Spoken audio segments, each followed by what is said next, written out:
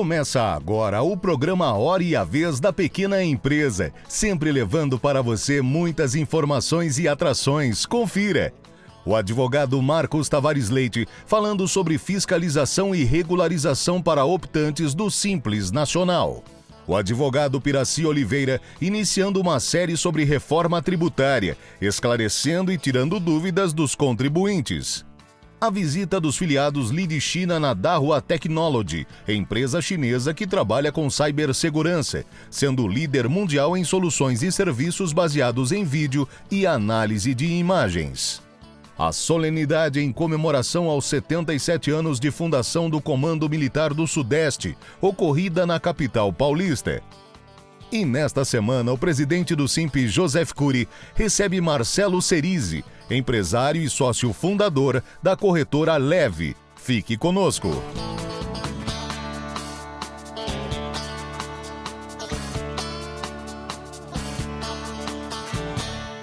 Nossos agradecimentos aos 52 países que nos acompanham.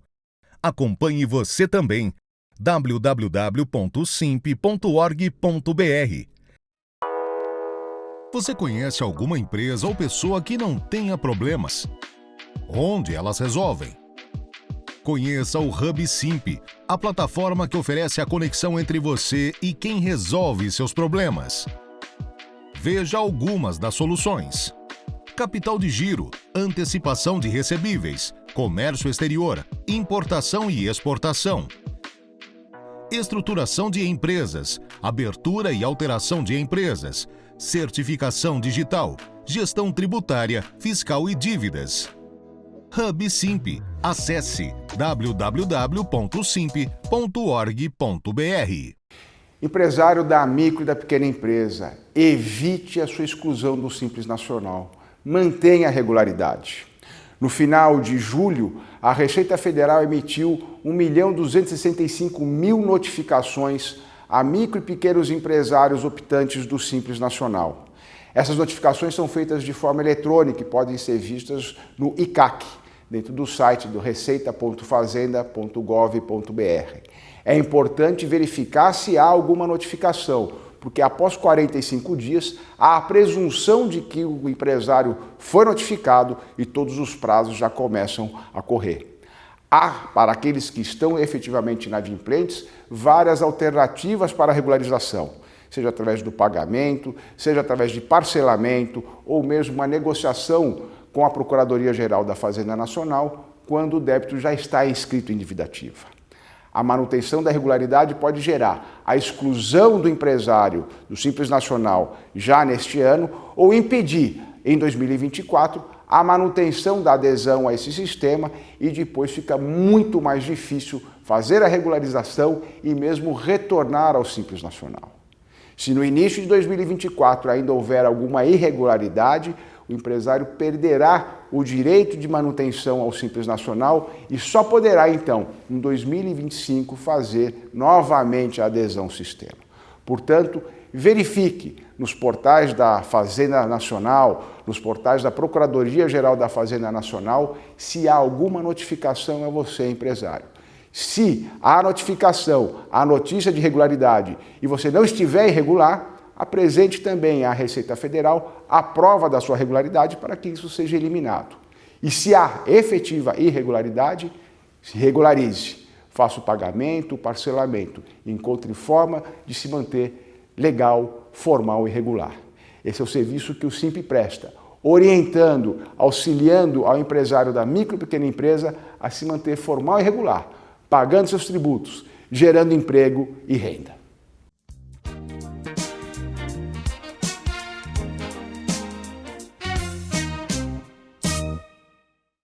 Na manhã do dia 24 de julho, ocorreu em São Paulo a comemoração do aniversário de 77 anos do Comando Militar do Sudeste. Na cerimônia realizada no sede do QG no bairro do Ibirapuera, a banda do Exército Brasileiro executou vários hinos e marchas militares tradicionais, acompanhando o desfile dos vários pelotões pertencentes ao Comando do Sudeste. A solenidade também foi marcada pela entrega de diplomas de colaborador do Exército a personalidades e instituições que prestaram relevantes serviços à instituição. É uma data importante para nós, é uma data que marca 77 anos de um intenso trabalho de integração com a sociedade paulista e brasileira, né, especialmente aqui no estado de São Paulo, com muitos desafios pela frente, muito trabalho que temos que avançar para poder ofertar ainda melhores resultados, tanto à sociedade quanto ao Estado brasileiro. Mas a marca, a efeméride é importante e por isso comemoramos hoje aqui com o quartel cheio de pessoas da nossa relação, colaboradores, entregamos o diploma de colaborador emérito do Exército a uma série de pessoas, autoridades que estão sempre conosco, ombreando com os soldados. Afinal, somos todos soldados e o CMSE tem um orgulho muito grande de há 77 anos poder estar integrado à sociedade paulista, paulistana e brasileira, por que não dizer.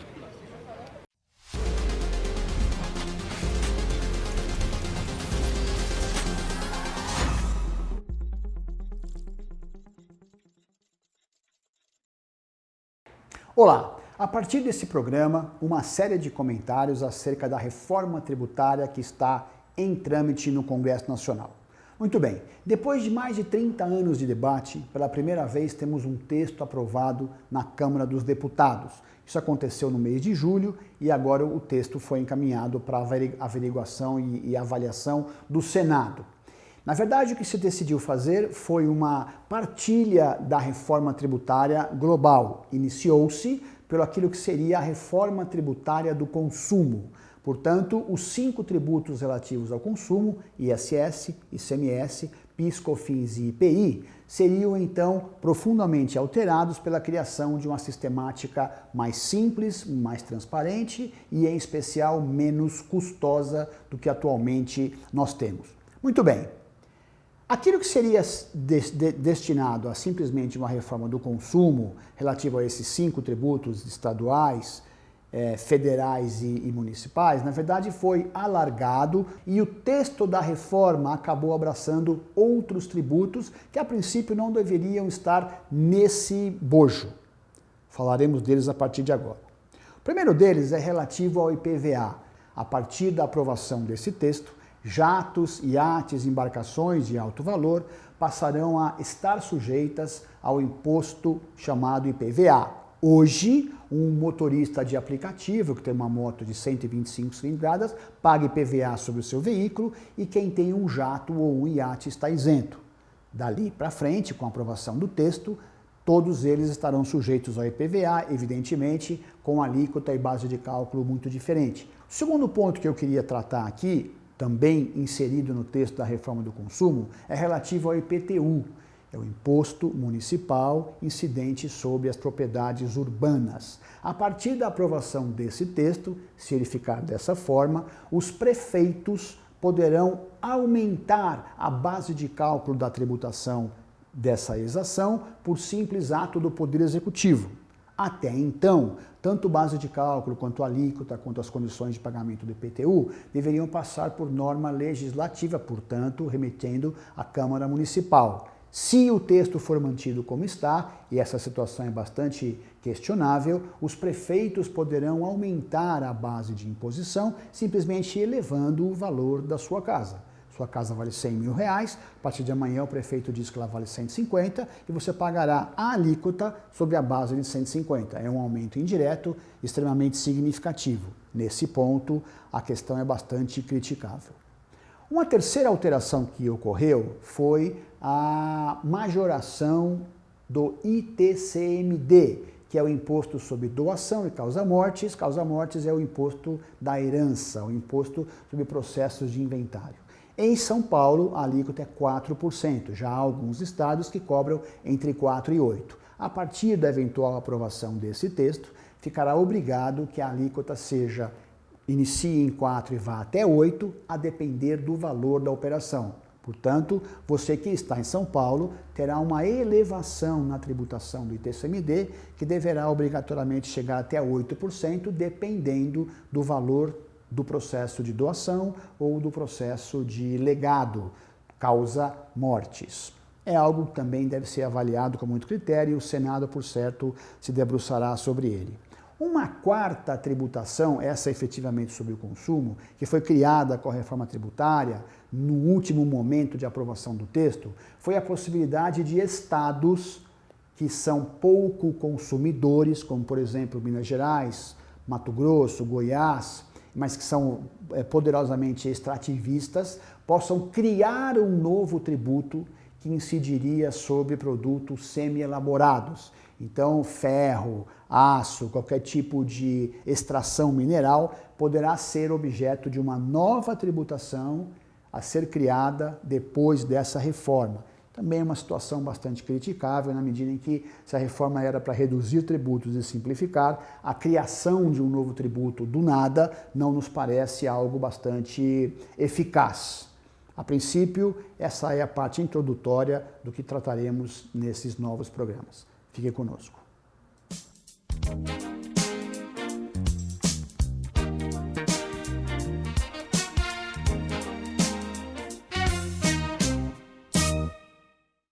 A Dahua Technology é líder mundial em soluções e serviços inteligentes baseados em vídeo e análise de imagens. Na quarta-feira, dia 2 de agosto, filiados do Lead China tiveram a oportunidade de vivenciar uma incrível experiência no showroom da empresa, localizada na Zona Sul de São Paulo. Estamos aí com uma grande expectativa hoje, aqui no nosso Dahua Experience Center. Estamos recebendo o pessoal da Lead China e será um dia aí, uma troca de experiência bastante significativa para nós aqui, conhecer um pouco mais das demandas de mercado e apresentar nossas soluções para o mercado, o mercado corporativo que tem buscado as nossas soluções aí. Então, aqueles que não tiveram a oportunidade, estamos aqui hoje apresentando a vocês essas incríveis soluções de AIoT, ou seja, Internet das Coisas mesclado com inteligência artificial, para que vocês conheçam um pouquinho mais sobre essa questão de cibersegurança que a Dahua desenvolve sempre com muita excelência. Então a Dahua ela tem desde o principal sensor, o equipamento da ponta, aos algoritmos, aos servidores, então uma solução completa para poder agregar valor aos nossos clientes, aos nossos parceiros.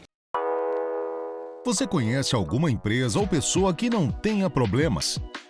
Onde elas resolvem?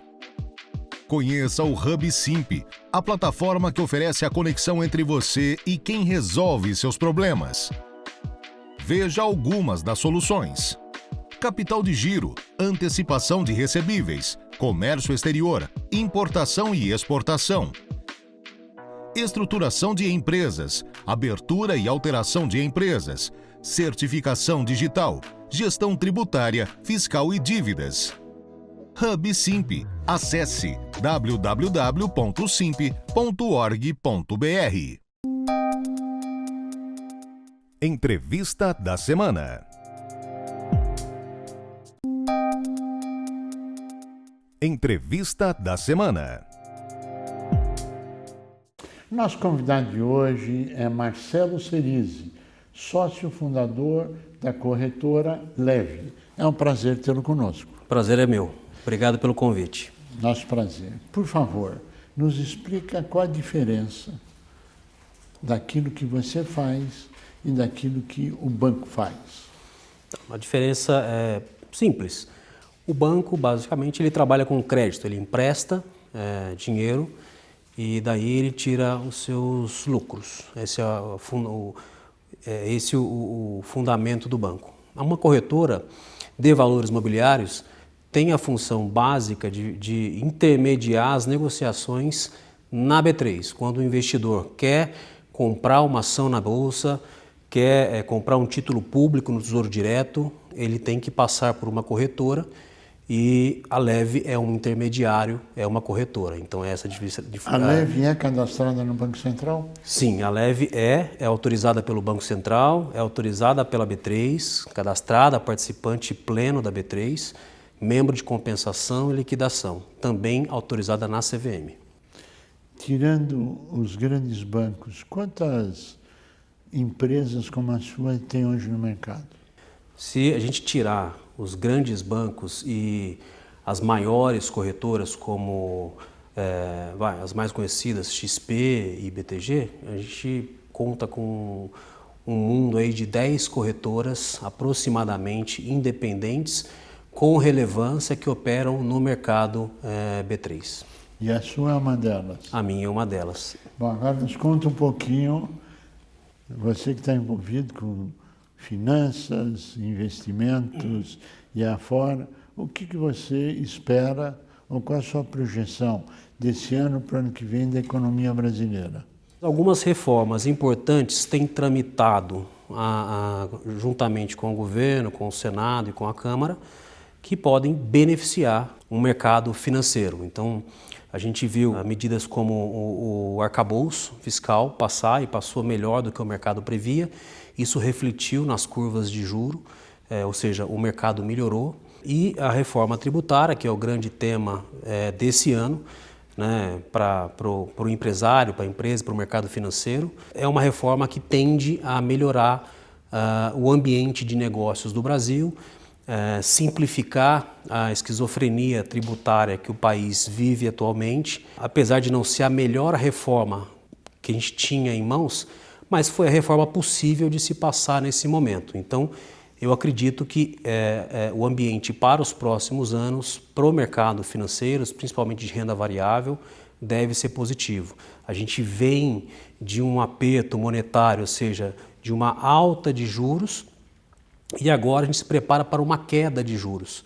E isso, obviamente, anima os mercados de capitais no Brasil.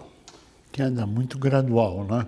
Muito pequena agora em agosto e uma sinalização para os próximos anos, fechar o ano em 12%. A Selic, é isso?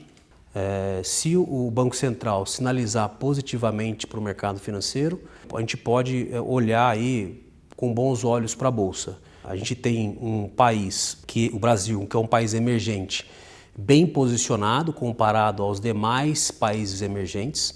O juro real europeu e americano ainda é negativo, enquanto o nosso juro real ainda é relativamente alto, né? É alto e positivo. Altamente. É a maior taxa de juros reais do mundo. Exato. Não é isso? Exatamente. O nosso primo, o primo mais velho, eu digo, é o México, porque trada sempre com um pouquinho de prêmio para o Brasil, e agora o prêmio acaba sendo um pouco mais alto. Então, a tendência é que mesmo que o Brasil comece a derrubar os juros, esse capital ainda continue vindo atrás dessa diferença. A gente está bem posicionado entre os emergentes, sobraram poucos emergentes. Na América Latina, eu acho que hoje o Brasil é disparadamente o melhor. A gente olhava para o Chile, está conturbado, Argentina nem precisa comentar, Uruguai é muito pequeno, Colômbia também está ruim, enfim, Rússia é um mercado complicado hoje, então não tem fluxo para a Rússia de investimento, e China, existe uma guerra geopolítica entre Estados Unidos e China, e coloca o Brasil numa posição favorável, tanto com relação à China quanto aos Estados Unidos. Eu espero para os próximos anos, que pelo menos com uma certa segurança, uma alocação de capital relevante acabe vindo para o Brasil, se o governo mantiver o compasso, a responsabilidade e um discurso pró-mercado. Conceitua o que é um discurso pró-mercado, por favor, para que as pessoas possam entender a importância dessa frase, o que significa pró-mercado. Eu acho que, resumindo em poucas palavras, pró-mercado é tudo que diminui o tamanho do Estado nas empresas, na iniciativa privada. Então, quando a gente fala discurso pró-mercado, é um governo que olha para o mercado como o senhor de si, que a função do Estado seja arrecadar para cuidar das funções básicas, saúde, educação, segurança, dá mais liberdade para as empresas. A gente sabe que esse não é o estilo do governo que está aí. Tanto que o sinal é que o governo tende a ser mais gastador do que o mercado gostaria. Mas existe uma trava, né, dado o arcabouço, né, hoje é o teto de gastos, e se o arcabouço vai passar, ele já está mais ou menos que definido, ele coloca uma trava para esses gastos, e aí o mercado vê a possibilidade de ajuste ao longo do tempo. A reforma tributária vem trazer uma segurança fiscal para o país, ou seja, de forma que, sem aumentar a carga tributária, a arrecadação aumente, né, para pagar os gastos do governo. Esse é um discurso pró-mercado, né? Menos intervenção, mais mercado livre, mas eu acho que o governo, embora os discursos acabem seguindo para um lado, os bastidores vão para o outro. Como é que o mercado financeiro está efetivamente enxergando que todas as iniciativas têm surpreendido o mercado financeiro? Por exemplo, arcabouço fiscal, ninguém acreditava que ia ser aprovado, foi. Ninguém acreditava que ia ter uma reforma tributária, passou no Congresso. Terá ajustes do Senado, sem dúvida. Mas como é que é a percepção do mercado financeiro? Porque é uma espécie diferente do setor industrial, etc. Importante, sem ele nada acontece, mas qual é essa percepção? É uma surpresa agradável ou é um sentimento de achar que não vai dar certo? Não, o mercado olha positivamente. Positivamente quando a agenda política e econômica começa a tramitar bem, né? Uma das preocupações iniciais, nos primeiros meses de governo do PT, era que a interlocução com o legislativo estava ruim, né? E, surpreendentemente, o Haddad acabou por fazer esse papel, né? E, surpreendentemente, eu não falo por mim, mas eu falo pelo mercado. O mercado não esperava esse papel do Haddad. E quando o Haddad assume esse papel, o mercado começou a olhar com bons olhos. A reforma tributária passou, né, na Câmara, tem muita coisa para ser discutida, mas eu acho que praticamente certo que ela deva sair final do ano ou início do ano que vem. Com isso, o mercado já está olhando e sabe aonde o rumo que o país vai tomar para os próximos. O mercado costuma olhar para frente e não para trás. O mercado financeiro micro, quem analisa empresas, quem analisa setores específicos, eles têm uma visão mais crítica da reforma tributária.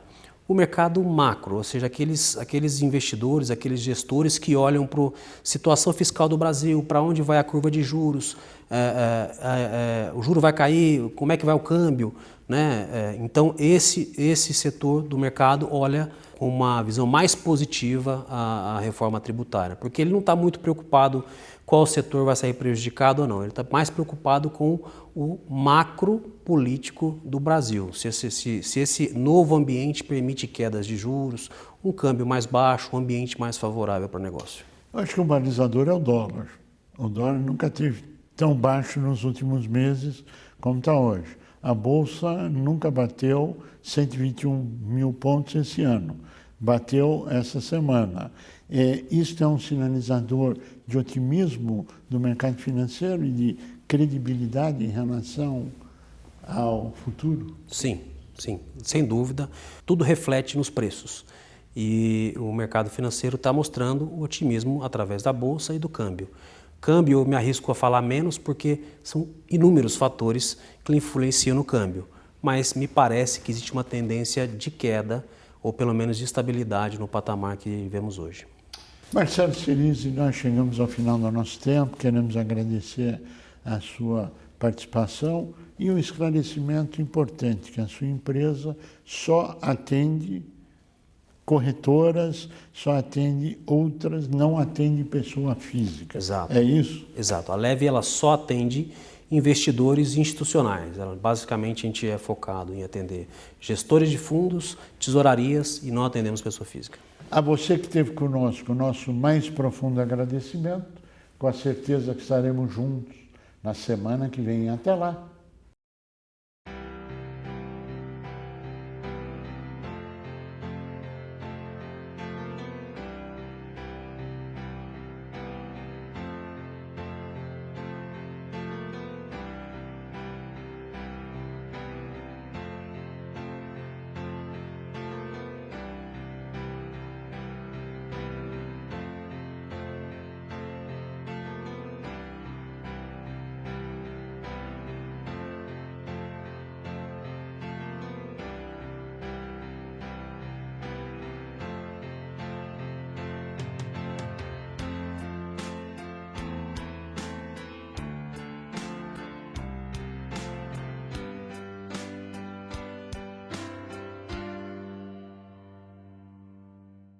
Nós apoiamos essa iniciativa. Espero que você apoie também. Com o avanço da tecnologia digital, as informações estão na palma da mão. Vídeos, e-books, tutoriais, podcasts. Mas de que serve tanta informação se nós não temos tempo para filtrar o que realmente é de qualidade? Os cursos à distância da Capta têm curadoria e são focados no desenvolvimento pessoal e profissional. No que você é bom, para a Capta te deixar ainda melhor. Modernize o seu conhecimento e aplique no seu dia a dia. Vem aprender com a gente, Capta, o portal do conhecimento.